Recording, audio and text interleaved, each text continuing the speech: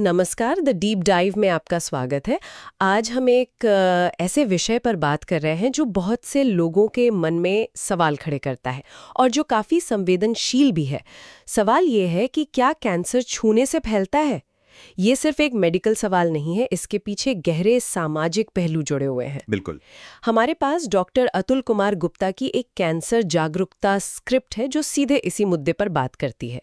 तो आज हमारी कोशिश रहेगी कि इस स्क्रिप्ट के जरिए हम गहराई से समझें कि कैंसर होता कैसे है, ये फैलता क्यों नहीं है और सबसे ज़रूरी इस गलतफहमी का मरीजों और उनके आसपास के लोगों पर कितना भारी असर पड़ता है। हाँ, ये समझना बहुत जरूरी है। चलिए इस जरूरी बातचीत में उतरते हैं और सबसे पहले मुद्दे की बात। डॉक्टर गुप्ता की स्क्रिप्ट का जो मुख्य संदेश है, सीधा और साफ जी। जवाब है नहीं, कैंसर संक्रामक नहीं है।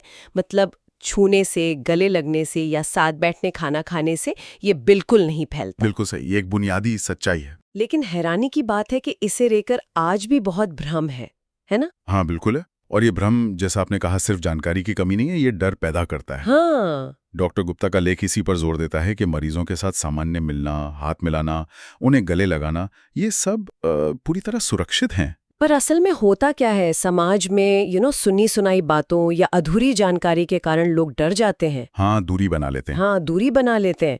तो ये जानना जरूरी है कि इस डर का कोई वैज्ञानिक आधार है भी या नहीं। सही कहा। और ज्यादातर मामलों में नहीं है। ये डर असल में जानकारी की कमी से ही आता है। डॉक्टर गुप्ता के लेख में ये समझाया गया है कि कैंसर का मतलब असली कारण क्या है। ये बीमारी हमारे शरीर की अपनी ही कोशिकाओं, सेल्स में कुछ गड़बड़ियों की वजह से होती है। देखिए, शरीर की कोशिकाएं एक तय तरीके से बढ़ती हैं, अपना काम करती हैं और फिर खत्म हो जाती हैं। लेकिन कैंसर में ये कंट्रोल बिगड़ जाता है। कोशिकाएं बिना रुके, बिना कंट्रोल के बढ़ने लगती हैं। अच्छा। अब सवाल है कि ये बदलाव क्यों आते हैं। हाँ, यही। तो इसके कई कारण हो सकते हैं। कुछ तो जेनेटिक होते हैं, मतलब आनुवंशिक, जो परिवार से मिलते हैं। फिर हमारी जीवन शैली का बहुत बड़ा रोल है, जैसे तंबाकू, ज्यादा शराब, मोटापा, सही खान पान ना होना। कुछ पर्यावरण के कारण भी होते हैं, जैसे रेडिएशन या कुछ केमिकल्स का असर। और हाँ, कुछ इन्फेक्शंस भी हैं जो कैंसर का खतरा बढ़ा सकते हैं, जैसे एचपीवी या हेपेटाइटिस बी और सी। अच्छा, एचपीवी से सर्वाइकल कैंसर और हेपेटाइटिस से लिवर कैंसर का खतरा होता है। हाँ, है ना? जी हाँ। और कभी कभी तो कारण पता भी नहीं चलता, अज्ञात कारण भी होते हैं। ये जो आपने इन्फेक्शंस वाली बात कही, एचपीवी, हेपेटाइटिस, क्या ये चीज थोड़ी कंफ्यूजिंग नहीं हो सकती? हाँ, ये एक बहुत महत्वपूर्ण सवाल है। मतलब लोग सोच सकते हैं कि अगर इन्फेक्शन फैल सकता है तो शायद उससे होने वाला कैंसर भी फैल सकता है। बिल्कुल, और यहीं पर बारीकी समझना जरूरी है, जैसा डॉक्टर गुप्ता की स्क्रिप्ट भी इशारा करती है। हाँ, एचपीवी या हेपेटाइटिस बी सी जैसे कुछ वायरस या इन्फेक्शन एक व्यक्ति से दूसरे में फैल सकते हैं, ये सच है। लेकिन इन इन्फेक्शन से होने वाला कैंसर अपने आप में संक्रामक नहीं होता। अच्छा, ये फर्क है। हाँ, ये बहुत बड़ा फर्क है। इन्फेक्शन एक तरह का, कह लीजिए, ट्रिगर हो सकता है जो शरीर की कोशिकाओं में बदलाव शुरू कर दें। लेकिन एक बार जब कोशिकाएं कैंसर वाली बन जाती हैं, तो वो बदली हुई कोशिकाएं खांसने, छींकने, छूने या खून से दूसरे व्यक्ति में जाकर कैंसर पैदा नहीं कर सकती। मतलब कैंसर का विकास शरीर के अंदर का मामला है। बिल्कुल, ये कोशिकाओं के डीएनए में बदलाव का नतीजा है। ये कोई सर्दी जुकाम वाला वायरस नहीं है जो हवा से या छूने से फैल जाए। सीधी सी बात है, कैंसर कोशिकाएं शरीर के बाहर जिंदा ही नहीं रह सकती, फैलना तो बहुत दूर की बात है।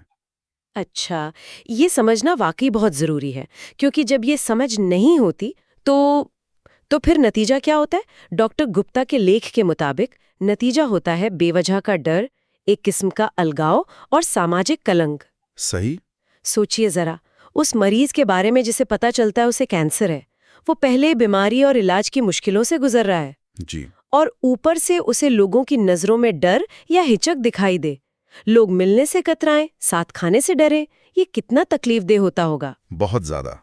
और ये सिर्फ मरीज तक ही नहीं रहता, उनके परिवार वालों को भी ये सब झेलना पड़ता है। हाँ, ये भी है। उन्हें भी समाज में अलग थलग महसूस कराया जा सकता है। और ये सिर्फ मानसिक पीड़ा नहीं है, इसके व्यवहारिक नतीजे होते हैं।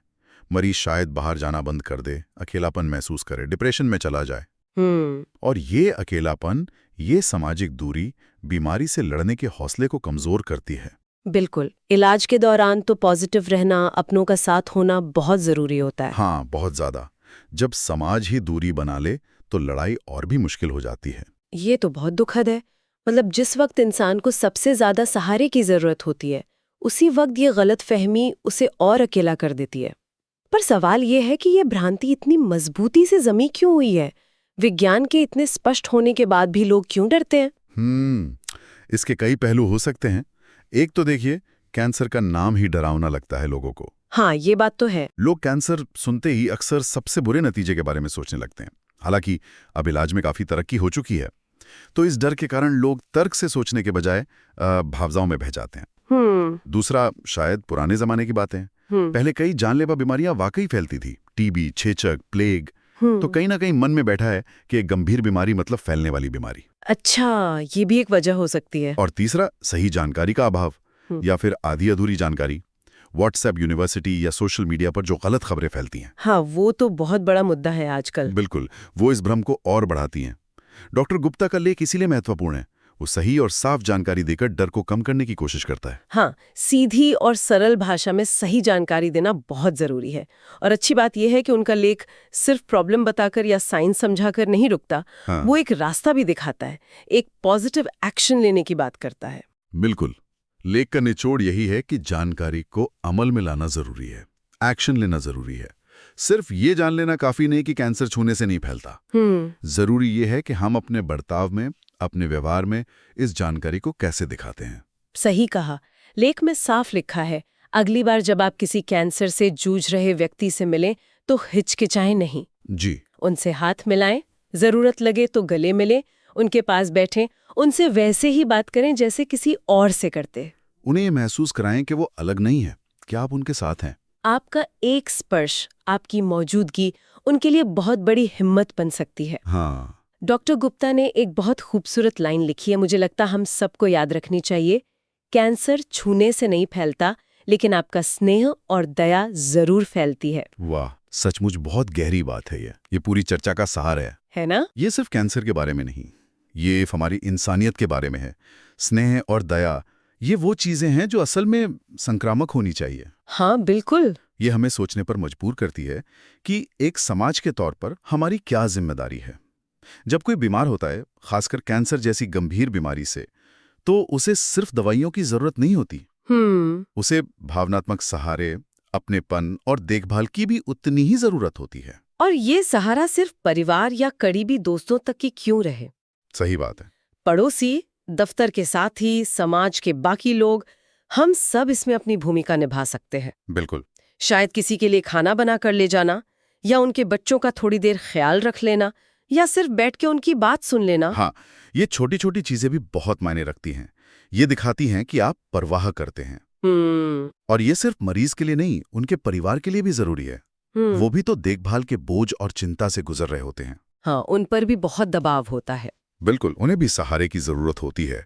डॉक्टर गुप्ता का लेख हमें यही याद दिलाता है कि जागरूकता और करुणा ये साथ साथ चलती हैं। जब हम जागरूक होते हैं तो डर कम होता है और फिर करुणा के लिए जगह बनती है। और ये करुणा सिर्फ एक भावना नहीं होनी चाहिए, यह हमारे कामों में दिखनी चाहिए।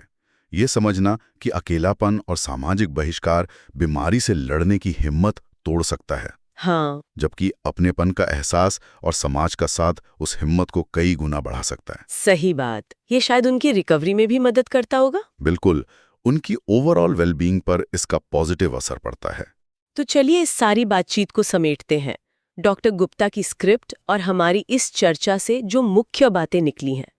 पहली और सबसे अहम बात, कैंसर छूने से, साथ रहने से, किसी भी सामान्य शारीरिक संपर्क से फैलने वाली बीमारी बिल्कुल नहीं है। बिल्कुल नहीं, ये गलत धारणा है जिसे खत्म करना है। दूसरी बात, कैंसर का कारण शरीर की अपनी कोशिकाओं में होने वाले अंदरूनी बदलाव हैं।